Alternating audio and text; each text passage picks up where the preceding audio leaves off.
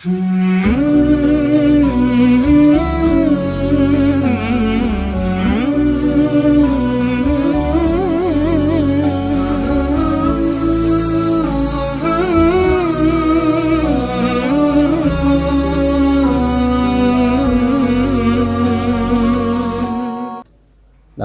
wa nasta'inuhu wa nastaghfiruh wa na'udzubillahi min syururi anfusina wa sayyiati a'malina may yahdihillahu fala mudhillalah wa may yudlil fala hadiyalah. Asyhadu an la ilaha illallah wahdahu la syarikalah wa asyhadu anna Muhammadan abduhu wa rasuluhu allazi la nabiyya ba'dah, amma ba'd. Para jamaah, Bapak Ibu yang dirahmati Allah, alhamdulillah kita dapat melanjutkan lagi kajian kita hadis-hadis dalam kitab Riyadhus Shalihin, dan sekarang kita masuk ke hadis nomor 2. Di hadis pertama kemarin sudah dibahas tentang kriteria wali Allah. Jadi kriteria wali Allah itu adalah semua orang yang bertakwa itu adalah wali Allah, yang ditandai dengan pertama menjalankan kewajibannya dengan baik, karena tidak ada cara taqarrub, mendekatkan diri kepada Allah yang lebih baik kecuali dengan menjalankan kewajiban. Kemudian yang kedua, taqarrub itu dengan memperbanyak sholat sunnah, dengan memperbanyak ibadah sunnah. Ketika kita sudah menjalankan ibadah sunnah, bukan hanya yang wajib, maka kata Allah, aku yang akan menjadi matanya, aku yang akan menjadi telinganya, aku yang akan menjadi tangannya, aku yang akan menjadi kakinya. Ini maksudnya Allah menjaga telinga kita, menjaga mata kita, menjaga tangan kita, menjaga kaki kita sehingga tidak bermaksiat kepada Allah. Kalau lisan kita, mata kita, telinga kita, tangan kita, kaki kita masih bermaksiat kepada Allah, buah-buah itu Bu. Jangan-jangan kita itu tidak dijaga oleh Allah. Jangan-jangan kita itu tidak dicintai oleh Allah. Karena ciri seorang hamba yang dicintai oleh Allah itu matanya terjaga, telinganya terjaga, lisannya terjaga, tangannya terjaga, kakinya juga terjaga. Nah, itu kesimpulan dari hadis pertama. Kemudian hadis yang kedua, as-sani yang kedua, an Anasin radhiyallahu anhu, diterima dari sahabat Anas radhiyallahu anhu, anin Nabi sallallahu alaihi wasallam, dari Nabi sallallahu alaihi wasallam, fima yarwihi an rabbih azza wa jalla, pada hadis yang diriwayatkan dari Tuhannya, dari Allah azza wa jalla. Hadis yang kedua ini juga sama dengan yang pertama, yaitu hadis qudsi, hadis yang bukan bersumber dari Nabi, tapi bersumber dari Allah, hanya melalui lisan Nabi Muhammad sallallahu alaihi wasallam. Qala, Nabi bersabda, iza taqarrabal abdu, apabila seorang hamba bertaqarrub, mendekat kepada Allah, ilayya, kepadaku, shibron, satu jengkal, sejengkal itu segini. Taqarrabtu ilaihi zira'an, maka aku mendekati si hamba itu satu hasta. Hasta itu dari pergelangan ke sikut, ini hasta namanya, dirok. Jadi pergelangan ke sikut. Kalau dari ujung ke pergelangan, ini namanya kafun. Kalau dari pergelangan ke sikut, dalam bahasa Arab disebut dirok. Apabila seorang hamba bertaqarrub kepadaku satu jengkal, maka aku akan mendekat bertaqarrub kepada si hamba itu satu dirok. Wa idza taqarraba ilayya, dan apabila si hamba bertaqarrub mendekat kepadaku satu dira, satu hasta, taqarrabtu minhu ba'an, aku akan mendekati si hamba itu satu ba'an. Ba'an itu satu depak. Jadi kepanjangan dua tangan plus badan, itu namanya ba'an. Wa idza atani yamshi, jikalau si hamba itu mendatangi aku sambil berjalan, datang menghadap kepada Allah sambil berjalan, ataituhu harwalatan, maka aku akan mendatanginya dengan bergegas. Kita jalan pelan, Allah jalan cepat. Nah, apa yang dimaksud dengan hadis ini? Yang dimaksud dengan hadis ini tentu maknanya bukan makna hakiki, Pak, tapi ini makna majaz, makna kiasan. Bukan berarti bukan berarti kita berjalan Allah berlari yang sesungguhnya. Kita datang ke masjid, jalan, Allah berlari mendekat kita. Kemudian bagaimana yang dimaksud dengan mendekat sejengkal, mendekat sedepak, sehasta, mendekat sedepak? Ini bukan makna hakiki, tapi makna majazi, makna kiasan. Artinya apa? Pertama, maknanya adalah sekecil apapun kita itu beramal soleh, Allah akan membalas dengan yang lebih besar. Gitu. Satu kebaikan Allah lipat gandakan menjadi 10 kali kebaikan. Malah masih dilipat lagi menjadi 100, setelah 100 menjadi 700, malah yudha'ifu liman yasha, Allah melipat gandakan sesuai yang dikehendakinya. Itu yang dimaksud dengan bila kita mendekat ke Allah sejengkal, Allah mendekat sehasta. Bila kita mendekat sehasta, Allah mendekat sedepak. Bila kita mendatangi Allah dengan berjalan, Allah mendatangi dengan cepat. Maksudnya sekecil apapun kita beribadah, Allah menghargai dengan penghargaan yang lebih besar daripada ibadah itu. Nah, maka kalau demikian, ini adalah satu motivasi kepada kita untuk beramal sebaik-baiknya, sesemangat-semangatnya. Ternyata amal yang kita lakukan dengan leha-leha oleh Allah dihormati, disikapi, direspon dengan respon yang lebih baik. Gitu. Itu makna pertama. Kemudian makna yang kedua, yang dimaksud bila si hamba mendekat sejengkal, Allah mendekat sedepa. Bila si hamba mendekat sedepa, mendekat sesikut. Bila si hamba mendekat sesikut, Allah mendekat sedepa. Bila si hamba datang dengan berjalan, Allah datang dengan bergegas, dengan berlari. Ini maksudnya Allah akan mengabulkan seluruh doa-doa kita. Jadi ada yang bermakna pahala, ada yang bermakna pengkabulan doa. Dan kata Nabi, semua doa itu pasti terkabul. Hanya jenis pengkabulannya yang berbeda. Pertama, ada yang dikabulkan sesuai harapan. Minta mobil dikasih mobil, minta motor dikasih motor. Hanya ada yang cepat, ada yang lambat. Yang kedua, ada yang dikabulkan tidak sesuai harapan, tapi dengan cara dipalingkan dari keburukan yang akan menimpanya. Minta jabatan, sampai berjuang untuk memperoleh jabatan itu, tapi nggak dikasih juga oleh Allah. Nah, ini boleh jadi Allah menyelamatkan kita dari keburukan jabatan itu, karena tidak sedikit orang yang celaka gara-gara jabatannya. Ibaratnya seorang anak SD minta motor ke orang tuanya. Orang tuanya berpikir kalau dikasih motor ini bahaya, belajarnya nggak akan benar. Kemudian potensi celaka juga sangat besar karena belum memiliki perhitungan yang tepat, belum stabil emosinya, maka oleh orang tua tidak dikasih.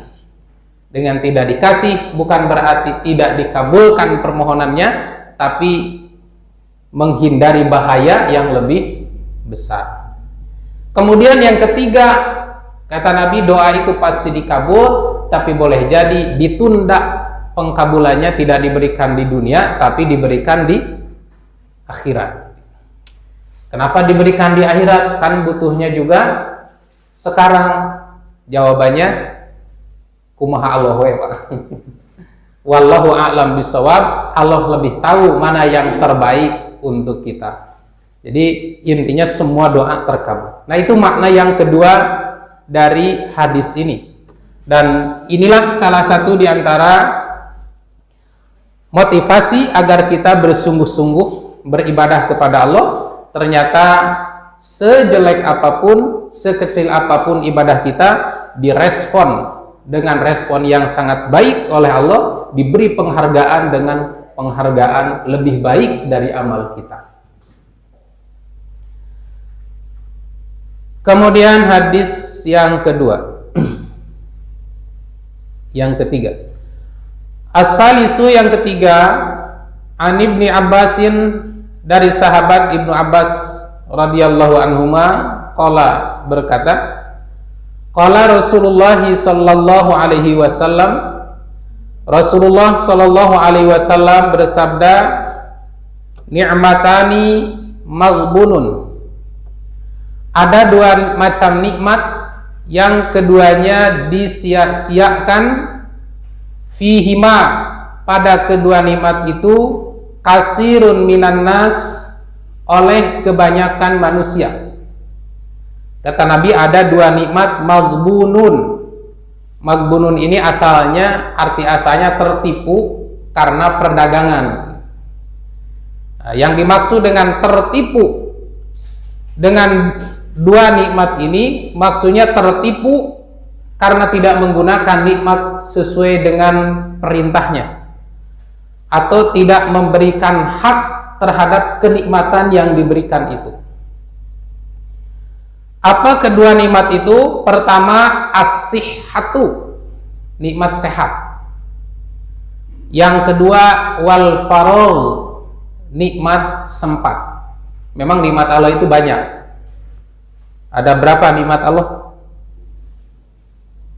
Tidak terhitung. Di dalam Quran Allah menyebutkan, a'udzubillahi minasyaitonirrajim, wa in ta'uddu ni'matallahi la tuhsuha. Kalau kalian mau menghitung nikmat Allah, nggak akan terhitung. Sekalipun seluruh pohon-pohon yang ada di muka bumi ini ditebang, dijadikan tinta, kemudian air laut dijadikan, seluruh pohon-pohon yang ada di muka bumi ini ditebang, dijadikan kolam, lalu air laut yang ada dan semua air dijadikan tintanya untuk mencatat nikmat Allah. Kata Nabi, la tuhsuha, tetap tidak akan bisa terhitung. Tetapi dari sekian banyak nikmat itu, ada nikmat terbesar yang diberikan oleh Allah kepada manusia, yaitu as-sihat, nikmat sehat. Karena sholat juga tidak akan bisa kalau tidak sehat. Jadi kuncinya kita beribadah itu sehat. Jalan-jalan bisa nggak kalau tidak sehat? Nggak akan bisa. Refreshing, liburan juga nggak akan bisa kalau tidak sehat. Maka kuncinya sehat. Yang kedua, al-firagh, kuncinya itu sempat. Jadi kenikmatan yang sempurna itu bila ada dua-duanya. Kenapa ini Nabi hanya menyebut dua, sehat dan firagh? Kenapa sehat dan firagh ini disatukan? Karena kesempurnaan nikmat seseorang itu bila diberi kesehatan juga diberi kesempatan. Ada orang sehat tapi tidak sempat. Ada orang sempat tapi tidak sehat. Mending mana? Mending sehat tapi teu sempet, mending sempet tapi teu sehat, Bu. Badannya sehat tapi tidak sempat karena sibuk dengan urusan-urusan dunia, sibuk dengan pekerjaan. Itu menyakitkan, Pak. Ketika melihat orang lain libur, orang mah damel, aduh menyakitkan itu teh. Nah, kemudian ada orang yang sempat, artinya ya rezekinya ada gitu, sempat itu di sini. Kemudian dia juga punya banyak waktu, tapi gering. Nikmat nggak? Nggak akan nikmat. Wah, tersiksa itu Pak. Kang Heri di sini moto, spread. Kita sedang duduk, posting ke grup, dibaca oleh orang yang sakit. Waduh, menyakitkan itu Pak. Kabita. Saat kita terbaring di rumah sakit, lihat orang yang nengok nangis, itu salah satunya kabita. Orang lain nengok, kita berbaring. Mendengar azan orang lain ke masjid, kita nggak bisa apa-apa, berbaring di rumah sakit. Nah, baru di situ akan terasa bagaimana besarnya kedua nikmat itu adalah sehat dan firog. Makanya kata para ulama, nikmat sehat dan nikmat sempat ini bagaikan dua mahkota yang hanya terlihat oleh orang yang sakit atau terasa oleh orang yang sedang sakit. Ketika sedang sakit baru merasakan betapa besar kenikmatan itu. Atau kita yang sakit melihat orang yang sehat, kita melihat betapa besar kenikmatan yang diberikan oleh Allah kepada orang itu. Makanya ada seorang yang mengeluh katanya kepada seorang ulama, mengadukan tentang masalah kemiskinan. Kemudian si ulama ini memberikan pengajaran, mau nggak saya beri kamu uang 10 dirham tapi kamu tidak punya mata? Mau nggak Bu? Diberi uang 10 juta ayo, tapi tegaduh saja. Diberi uang 1 miliar tapi nggak punya tangan, nggak punya kaki, mau nggak? Tidak akan mau. Itu menunjukkan bahwa sehat, firog ini adalah kenikmatan yang luar biasa. Dan kebanyakan orang, kata Nabi SAW, maghbunun, tertipu dengan kenikmatan itu, dalam arti tidak memberikan hak-hak terhadap kenikmatan sehat, terhadap kenikmatan sempat ini. Padahal semua kenikmatan bukan hanya nikmat yang sifatnya primer, sandang, pangan, papan. Semua kenikmatan itu akan ditanya oleh Allah, termasuk kenikmatan sekunder, kenikmatan primer, penunjang, prestise, semua. Bahkan kenikmatan yang sudah kita nikmati, yang sudah kita makan, yang sudah kita minum, kata Nabi itu, latus alunna yauma izin anin naim. Sungguh benar-benar pada hari kiamat kamu akan ditanya tentang kenikmatan kamu itu. Ada satu kisah di awal-awal Nabi hijrah ke Madinah. Itu kan situasi masih sangat sulit. Banyak sahabat-sahabat muhajirin yang hijrah dari Mekah ke Madinah itu dalam keadaan miskin, hatta orang kaya, karena bekal yang dibawa hanya yang bisa dibawa oleh kedua tangan. Baju juga yang hanya yang dipakai saja. Sampai di Madinah habis perbekalan. Maka yang kesulitan ekonomi, kesulitan sandang, pangan, dan papan itu bukan hanya para sahabat, termasuk juga Nabi. Maka pada satu malam Nabi itu keluar. Setelah keluar bertemu dengan dua sahabat utama, yaitu Abu Bakar dan Umar.